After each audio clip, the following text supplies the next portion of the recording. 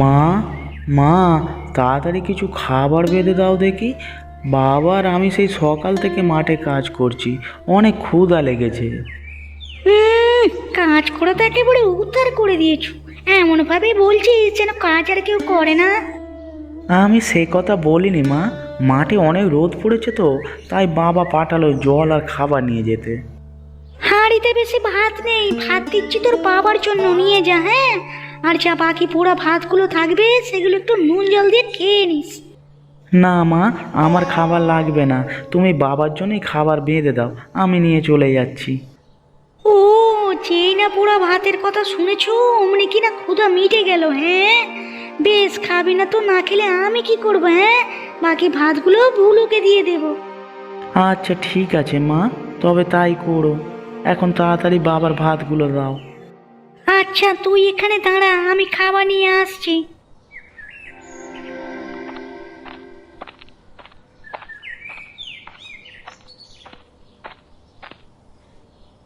কী রে গোপাল, তোর স্কুল আজকে তাড়াতাড়ি শেষ হয়ে গেছে? এত সকাল সকাল যে তুই বাড়ি চলে আসছিস? হ্যাঁ গো দাদা, স্কুল আজকে তাড়াতাড়ি ছুটি হয়ে গেছে। তা তুমি কোথায় চললে? বাবার জন্য মাঠে খাবার নিয়ে যাচ্ছ বুঝি? আরে বাবা আর আমি মিলে সকাল থেকে মাঠে কাজ করছিলাম, খাবার সময় হয়ে গেছে, তাই বাড়িতে এসেছিলাম খাবার নিতে। আচ্ছা দাদা, তুমি যাও, আমিও বাড়ি থেকে খাবার নিয়ে আসছি। খোলা আকাশের নিচে মাঠের রোদ্রে বসে খাওয়ার যে কি মজা! আরে না না গোপাল, তোকে না মা নিষেধ করেছে মাঠে না যেতে? তুই মন দিয়ে লেখাপড়া কর, তোকে অনেক বড় হতে হবে। দাদা, তুমি আর মা এত জ্ঞান দিও না তো। এই লেখাপড়া আমার মাথায় একদম ঢোকে না। আমিও তোমাদের মতো মাঠে চাষ করব। এই কথা আমাকে যা বলেছিস, ভুলও কিন্তু মায়ের সামনে বলবি না, তাহলে কিন্তু তুল কালাম বেঁধে যাবে। আচ্ছা দাদা, তুমি যাও, আমি দেখছি কি করা যায়।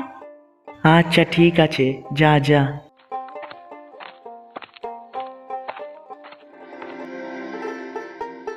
আরে ও বিমল ভাই, আর কত কাজ করবে? হ্যাঁ, সেই সকাল থেকে কাজ করছো। এসো এসো, একসাথে খাবার খাই। হ্যাঁ রে পাঁচু, বস। নিখিল বাড়িতে গেছে খাবার আর জল আনতে। এই তো ওর আসবার সময় হয়ে গেল। তুই একটু জিরিয়ে নে, নিখিল আসলেই একসাথে খাবার খাচ্ছি।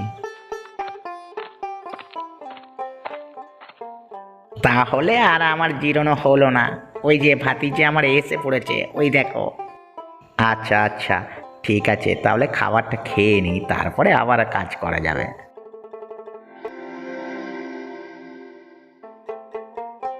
কি রে নিখিল, তোর মা আজকে এত কম খাবার পাঠিয়েছে কেন?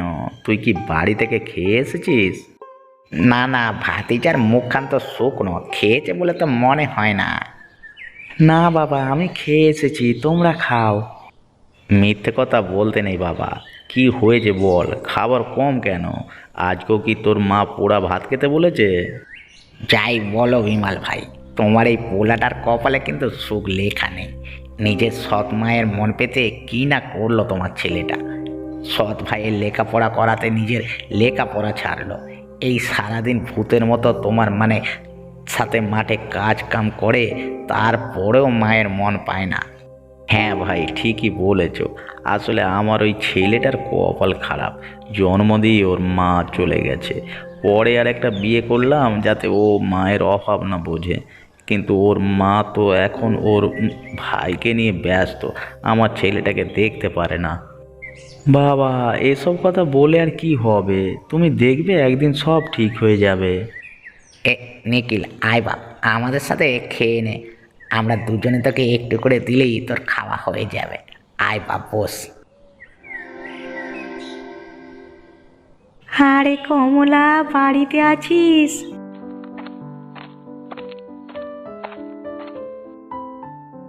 আরে গীতা পিসি যে, আজকাল কোথায় থাকো গো? আজকাল যে তোমার টিকিটাও পাওয়া যায় না। অনেকদিন পর মেয়ের বাড়িতে গিয়েছিলাম, সে কি আর আমায় সহজে আসতে দেয়? এদিকে তো ওদের দুয়ারে তো আমার মন মানে না, তাই তো চলে আসলাম। খুব ভালো করেছো, কতদিন তোমার সঙ্গে বসে গল্প করা হয়নি বলো তো। এসো এসো, বারান্দায় এসে বসো তো দেখি, গল্প করবো দুজনে মিলে। বসো বসো। বাকি কি খবর তোর? আমি যেটা বলেছিলাম সেটা করেছিস তো? তোর সৎ ছেলেটাকে কি বাড়ি থেকে তাড়িয়ে দিয়েছিস? তার হলো কই গো, সব সময় চেষ্টা তো করে চলেছি কিছু একটা করতে, কিন্তু কিন্তু কিছুই তো হচ্ছে না গো পিসি। হবে হবে, দুই একদিনে কি আর এত বড় ঝামেলা তোর ঘাড় থেকে না পেরে? সেটাই তো দেখছি গো, পেরাই তো ওকে আমি পুরা ভাত খেতে দিই, ওর লেখাপড়াটাও বন্ধ করালাম জানো তো, কিন্তু তাতেও তো কোনো প্রতিবাদ করে না। ঝগড়াটা বাঁধায় কে নিয়ে বলো না গো? হ্যাঁ, তুই কোনো চিন্তা করিস না, এতদিন আমি ছিলাম না, কিন্তু এখন আমি এসে গেছি। তুই শুধু আমার বলা কাজগুলো করে যা, বাকিটা আমি সামলে নেব। হ্যাঁ গো পিসি, সে তো বাড়িতে বসে বসে শুধু অন্ন ধ্বংস করছে, তা না হয় বাবার সাথে একটু আধটু মাঠে হাত বাটায়। সতীনের ছেলেকে কেন বসে বসে খাওয়াতে যাবো বলো তো? তুই শোন, আমি বলি কি, ওদের মাঝে ঝগড়া লাগিয়ে বিমলকে রাজি করিয়ে তোর ওই সতীনের ছেলেটাকে একেবারে শহরে পাঠিয়ে দিবি, যাতে ওখান থেকে রোজগার করে বাড়িতে কটা টাকা পাঠাতে পারে। তা কিন্তু তুমি একেবারে ঠিক কথা বলেছ, ওকে শহরে পাঠালে একেবারে খারাপ হবে না। আচ্ছা তাহলে আজ আমি উঠি আর দেখছি ওদিকটা কি করা যায়। আচ্ছা বেশ পিসি, যাও।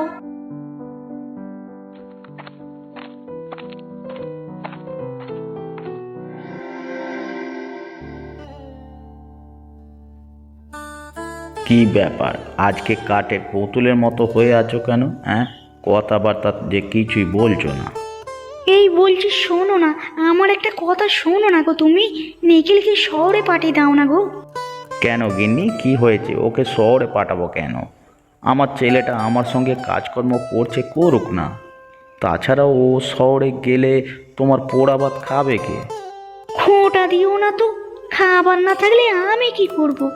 সংসারের যে অবস্থা দিন দিন খারাপ হতেই চলেছে, ওকে শহরে পাঠালে দুটো টাকা তো আয় করতে পারবি বলো? না গিন্নি, এতটুকু বয়সে ছেলেটাকে বাইরে পাঠাতে পারি না আমি। ও আমার সাথে ভালো আছে। কেন গো, পাঠালে কি এমন হবে শুনি? বুঝলে গিন্নি, শহরে হাজারটা মানুষের ভিড়ে নিখিল থাকতে পারবে না। তার থেকে ভালো বাপ বেটায় প্রতিদিন সকালে মাঠে কাজ করা। কি এমন কাজ করে শুনি? সারাদিন তো ঘুরে বেড়ায়, কাজ তো সব তোমাকেই করতে হয়। তার থেকে ভালো ওকে শহরে পাঠিয়ে দাও না গো, কিছু টাকা আয় তো হবে বলো? না গিন্নি, মামরা ছেলেটাকে আমি চোখের আড়াল করতে পারবো না। আমি চাই ও আমার চোখের সামনে থাকুক। তা বলে ওকে কি সারা জীবন বসে বসে খাবো বলো তুমি? গিন্নি, ওকে যদি শহরে পাঠিয়ে দিই তাহলে এদিকে আমি একা একা চাষ করতে পারবো না। তার থেকে ভালো হবে ও এখানে থেকে আমার সঙ্গে মাঠে কাজ করুক। আর বসে বসে খেলে তো গোপালও খাচ্ছে, তাই না? আমি তো এই আপদটাকে বিদে করেই ছাড়বো, দেখি তুমি কি করে আটকাও দেখি।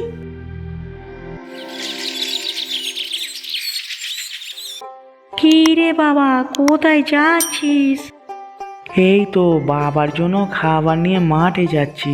তুমি কেমন আছো দিদুন? আমি ভালোই আছি রে বাবা।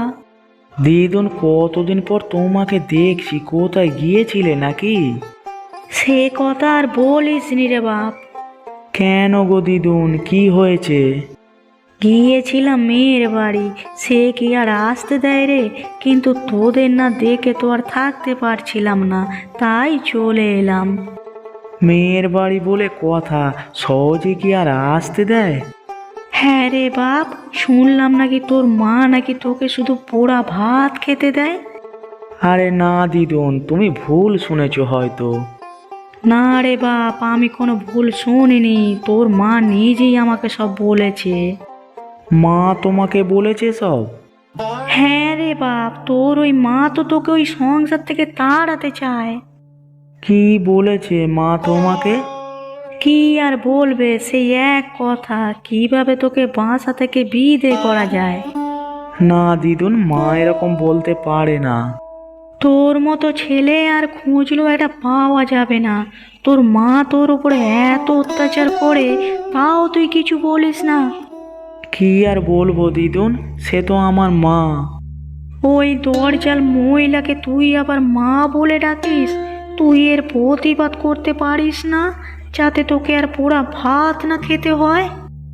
না দিদুন, আমি কোনো ঝামেলা চাই না পরিবারে। ঠিক আছে, যা। চুপ করে থাকলে সারা জীবন তোর কপালে পোড়া ভাতই জুটবে। দিদুন আমি এখন আসি, বাবাকে খাবার দিতে হবে, অনেক বেলা হয়েছে, বাবা অপেক্ষা করবে আমার জন্য। বাবা, তুই একবার ভেবে দেখিস, বেশি লাই দিলে ও কিন্তু তোর মাথায় চড়ে বসবে। তুমি এখন বাড়ি যাও দিদুন, আমি এখন আসি, দেখি কি করতে পারি।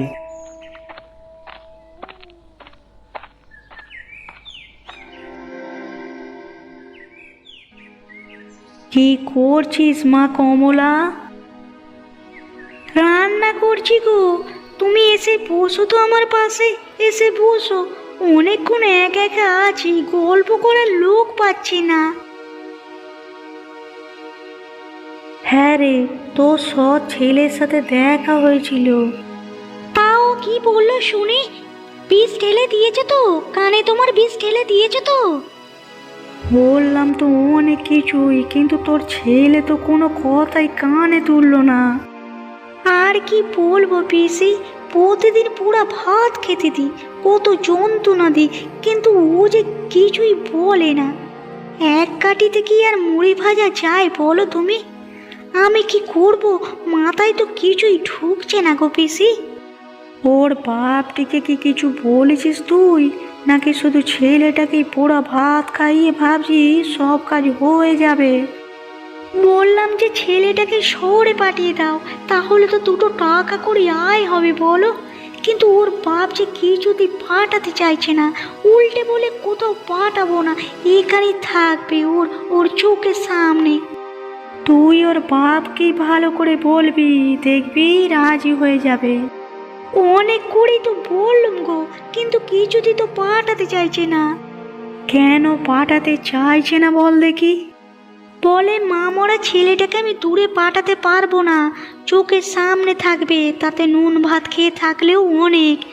আমার অত টাকা পয়সা দরকার নেই। এই কথা শুনিয়ে দিল জানো। আমার সঙ্গে যদি বিমলের দেখা হয়, তাহলে আমি ওকে বলে দেখবো কি বলে। তুমি পারবে তো পিসি? আমার ওপর কি তোর ভরসা নেই? তা আবার নেই পিসি, না হলে কি তোমার কাছে এত কথা বলতাম বলো? আজ তাহলে উঠি আর দেখছি ওদিকটা কি করা যায়। সে কি পিসি, এই মাত্র তো এলে, আবার এখনই চলে যাবে? আজ না তোমার আমাদের সাথে খেয়ে যাওয়ার কথা ছিল? না রে, আজ আর খাবো না, অন্য একদিন এসে খাবো। আমি এখন বরং যাই। বেশ, তাহলে যাও, আর ওদিকটা দেখো কিন্তু। এ আর আমাকে বলতে হবে না। এমনই মজার মজার গল্প দেখার জন্য আমাদের চ্যানেলটিকে সাবস্ক্রাইব করে বেল আইকনটি অন করতে ভুলবেন না।